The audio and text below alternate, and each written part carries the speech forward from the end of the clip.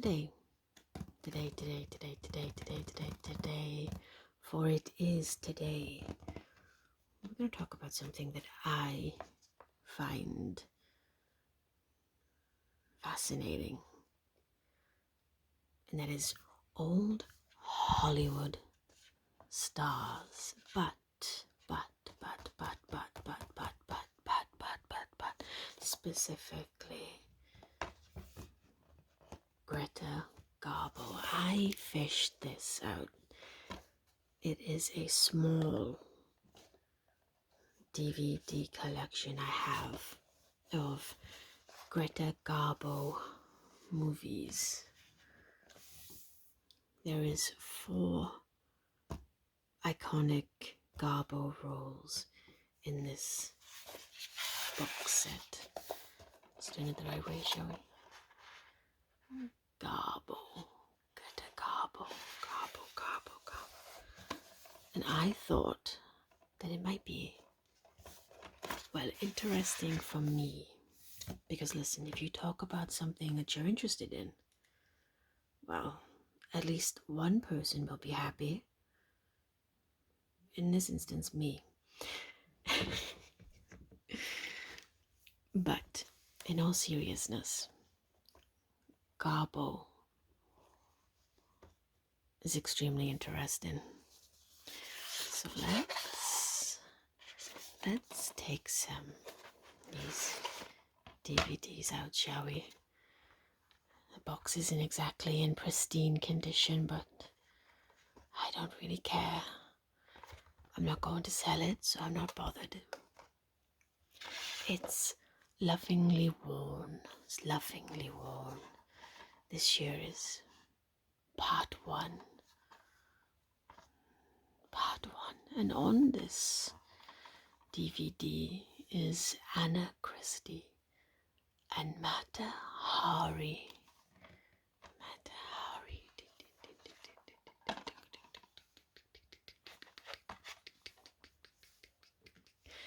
Anna Christie and Mata Hari. Anna Christie. Get that. Directed by Clarence Brown and co-starred Charles Bickford and Marie Dressler.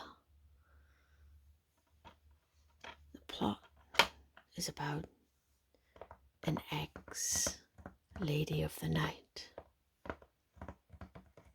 Anna Garbo.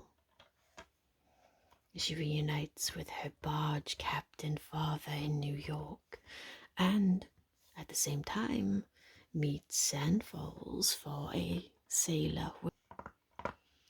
She meets and falls for the sailor and fights to escape her past.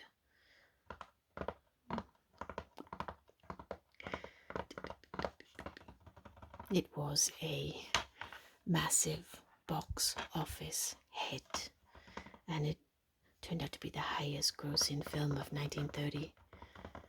And it earned Garbo her first Oscar nomination.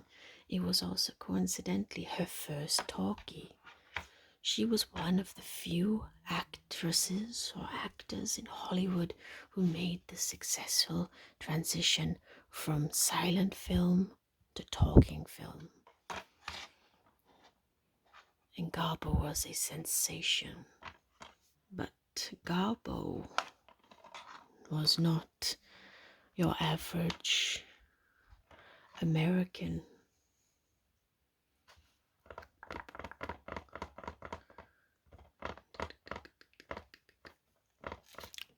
Hollywood actress. Enigmatic, mysterious, alluring. And Greta was born.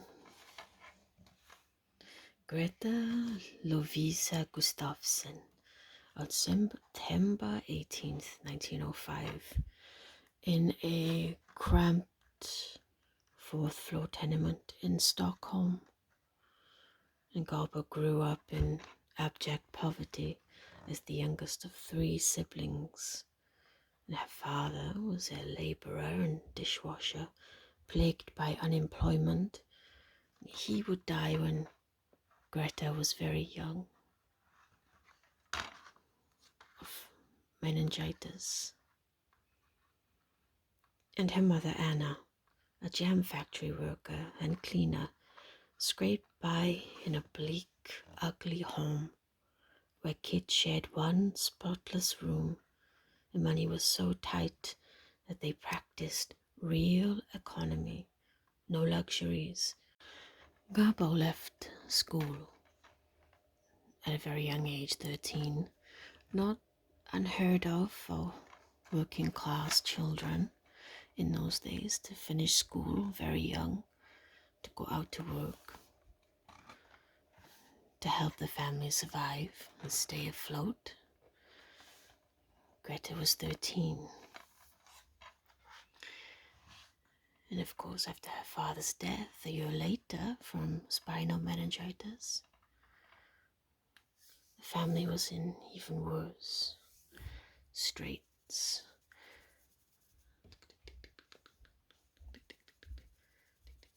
At 15, Greta began work at a department store, modeling hats and lingerie and catalogs that led to her first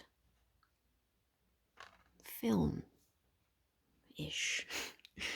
a soap commercial, and a film in 1922 called Peter the Tramp.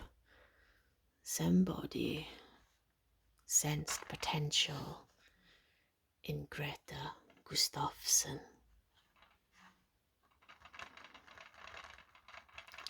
In 1924, Maurice Stiller cast her in Gosta Berlin, and this was the role that would launch Greta into stardom. MGM boss Louis B. Mayer decided to lure Stiller to the US. But Stiller demanded, allegedly, that he take Garbo in the deal. And Mayer was reluctant. He said that she was too fat and too ugly for America and Hollywood. But Stiller was undeterred. Greta was part of the deal. So they sailed to New York from Stockholm on SS Drottningholm, docking in New York on July 6th, 1925. There were no crowds, just awkward silence. There is a story of Garbo quite early on in her fame. Somebody wanted her autograph, and Greta couldn't understand why anybody would want her name written on a piece of paper. How true that is, I don't know. But it is a story that I've heard nonetheless.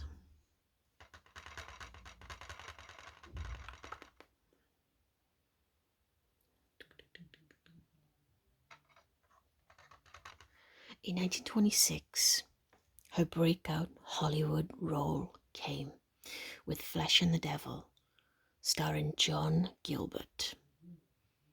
This was the role that planted her in the role as a Hollywood legend. Of course, that film isn't among this collection, and in all honesty, I've never seen it. Just little clips.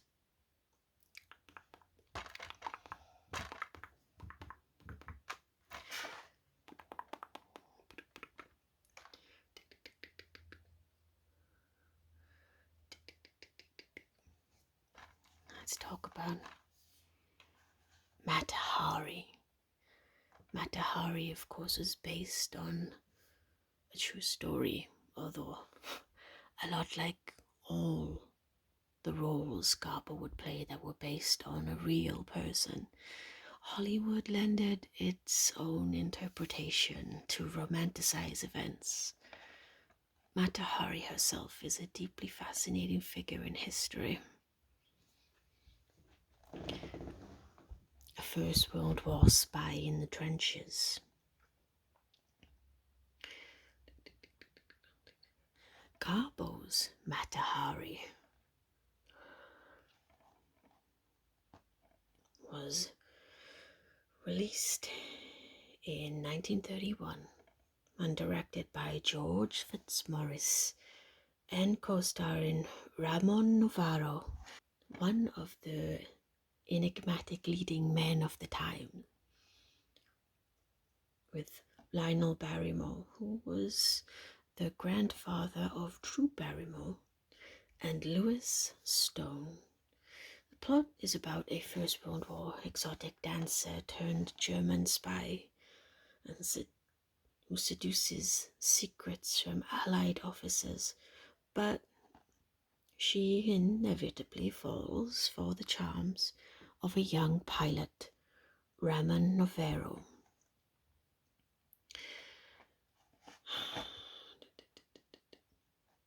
Mata Hari was MGM's top earner of 1931, and it earned a police-controlled frenzy at a New York premiere. It was a lavish spectacle which boosted Garbo's exotic image.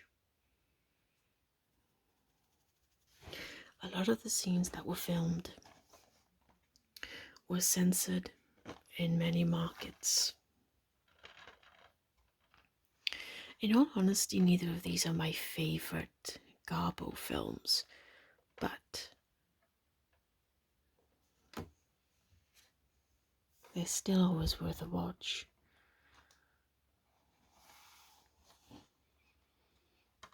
Let's have a look. Let's have a look at the next one, shall we?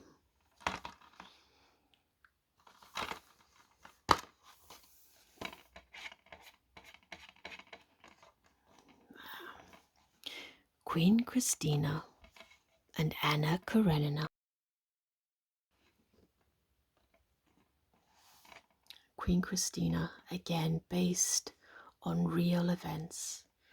The real Christina was a 17th century queen of Sweden, the only living child of the previous king, who I've forgotten because it's the top of my head. But it is alleged now that Christina liked the ladies and not the gents, because Christina never married, and Christina did abdicate the throne. Whether she did, whether she was gay, I don't know. You can theorize it all you like. In the end, it doesn't really matter. But in Hollywood, in the 1930s, because Queen Christina, and who better to play Queen Christina than Hollywood's Swedish actress herself? In 1933, MGM released Queen Christina. The plot being about Sweden's 17th century queen who defies duty for love with a Spanish ambassador, her former lover, Garbo's former lover in real life, John Gilbert. She abdicated amid identity struggles. The interesting thing is, of course, I cannot remember a lot of scenes where Christina and her ambassador share embraces. Can't remember it, but it's been a little while since I've seen the movie. I could have just blanked them out. But there is one kiss, actually, where Christina kisses her friend Garbo cross-dresses and kisses a woman. It is one of the first instances that there is in Hollywood of two female characters kissing. It's interpreted as a friendly kiss, but in coded Hollywood, yeah. Anna Karenina. Anna Karenina. In 1935, MGM released Anna Karenina, directed by Clarence Brown in what was to be his third collaboration with Garbo, and co-starred Frederick March, Basil Rathbone, and Maureen O'Sullivan. The plot is very much like the Tolstoy novel. A married Russian aristocrat, Anna, and her affair that leads to scandal, exile, and ultimately, with many of Garbo's roles, tragedy. She plays the passionate but doomed Anna, and it was released to critical acclaim. Garbo won New York Film Critics' Best Actress, a strong international hit despite her huge salary. And it won Venice Film Festival's Best Foreign Film. Fascinating.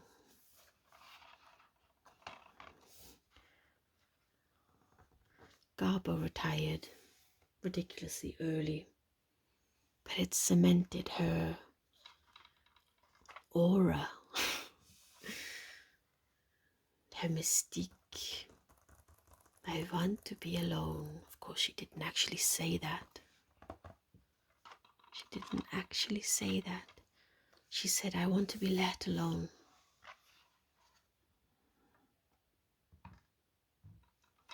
Coincidentally, it is a fun fact. Her last presence on film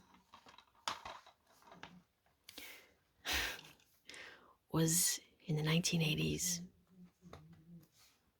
and it's strangely enough, a gay porn movie. And somebody shouts as they're looking down out the window down at the street, and they shout, "It's Garbo!" And then the camera goes down into the streets, and all you see is this old lady walking with full purpose down the street. I haven't seen the porn, you understand. Just that little clip.